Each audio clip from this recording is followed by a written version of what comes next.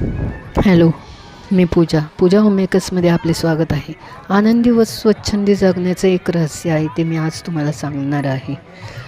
इंग्लिशमध्ये एक म्हण आहे, happiness is a state of mind. म्हणजे मनापासून आनंदी राहा. दुसऱ्याचं काय किती चांगलं आहे, माझं किती वाईट आहे, मला किती हे प्रॉब्लेम्स आहेत, ह्यांचा विचार कधीच करू नका. आपण उलट एकदा फिरायला गेलो आपण, तर रस्त्यावर फुटपाथवर राहणारी माणसं असतात. रस्त्यावरती राहणाऱ्यांचं दुःख बघितलं तर जीवन बघितलं तर आपल्या जीवनात तर काहीच दुःख नाही हो. आता थंडीचे दिवस चालू झालेले आहेत. रस्त्यावर जे लोक राहतात त्यांना तर साधं घरसुद्धा नसतं, पत्र्याच्या खोलीत ते राहत असतात.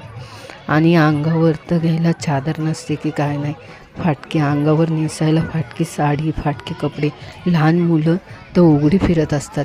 त्यापेक्षा आपलं जीवन किती आनंदी आहे, स्वच्छंदी, याचा विचार करा.